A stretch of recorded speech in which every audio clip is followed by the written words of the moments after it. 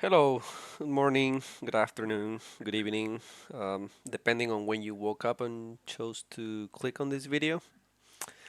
If you did click on this video, I assume you are looking to be a good customer service representative because you're applying for a job, you're harnessing more skills, or maybe just out of curiosity, you saw my face and it compelled you to watch this video. Whatever it is for you, I thank you so much for doing so. In this video, we'll talk about my personal experience as a CSR, as we're called, along with the training I had, the key components, which in my opinion are the objectives of being a good CSR, loaded with some anecdotes of mine, and moving on with a conclusion and some tips for recognizing your way of being a good CSR. So let's begin. I have 1 year of experience with being a customer service representative for a telephone company, and I find it very pleasant now that I can deal with calls and help customers the right way.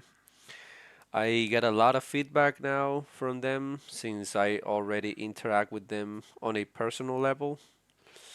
I know starting can be a little nerve-wracking because you don't know if you're gonna be good enough. You don't know how to deal with angry customers, or if you're gonna be able to solve any of their issues.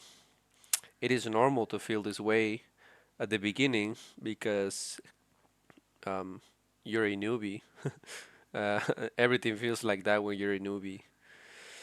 Uh, I remember the first call I took. The customer was asking me something that I didn't know how to solve. I was super nervous, and I made the call so uncomfortable that the customer told me that I was making him nervous and asked me if I could even help him.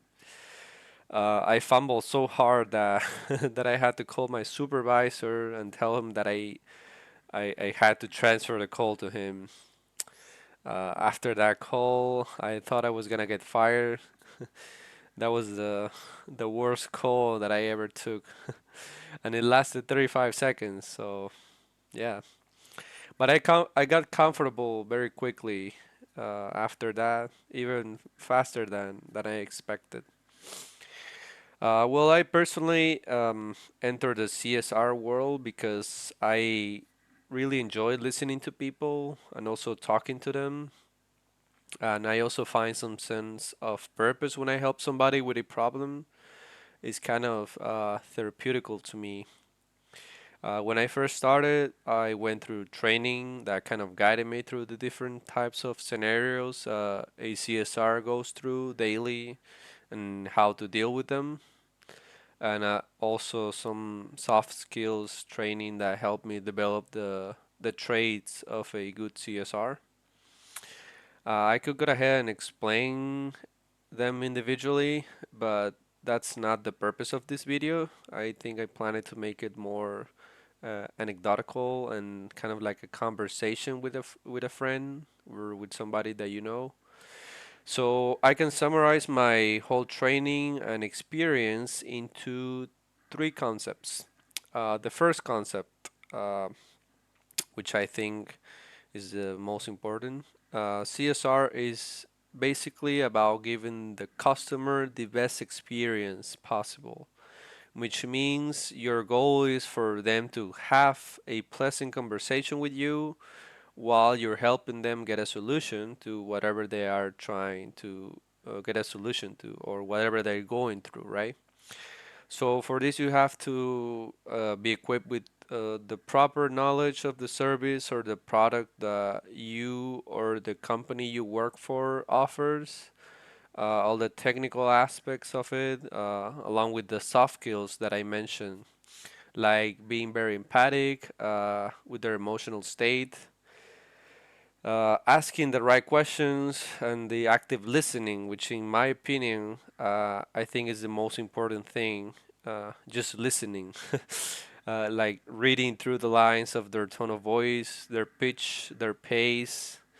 And as I say, a good customer representative listens like a therapist, speaks like a professional, and solves like a machine.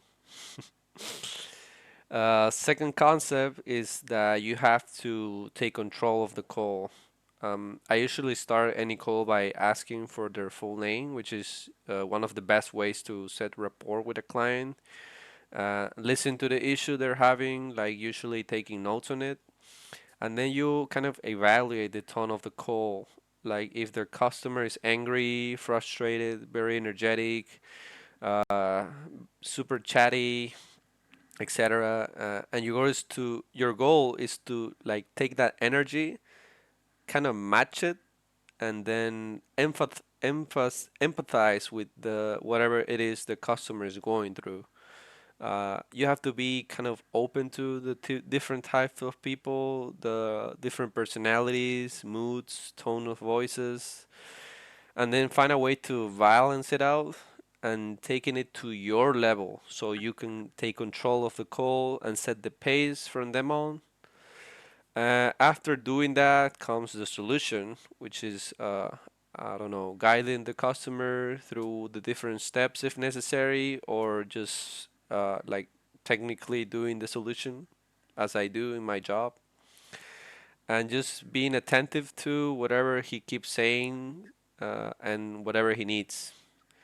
And the last concept, you have to understand that and accept that they are having a problem, not you. You are there to help them get through whatever they're going through.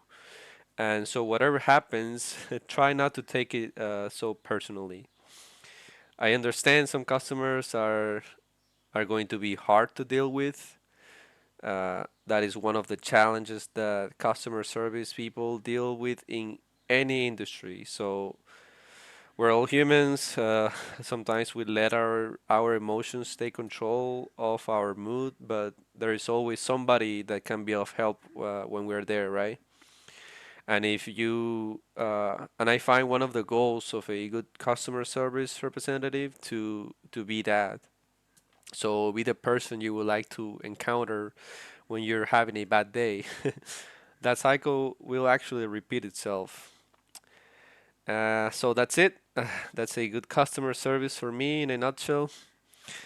Um, After this, I can only tell you that it would also depend on you. The type of personality you have will affect how you respond to customers, your background, your predisposition, your attitude, uh, and you kind of have to play with the settings of your character, as I see that in a metaphor with video games.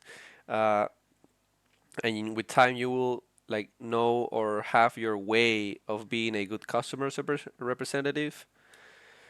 uh, well, that's it. I hope that you found this video entertaining as much as I did, and I hope and hopefully it was of any help to you and helps you with your endeavors. Hope you have a great day. Bye bye.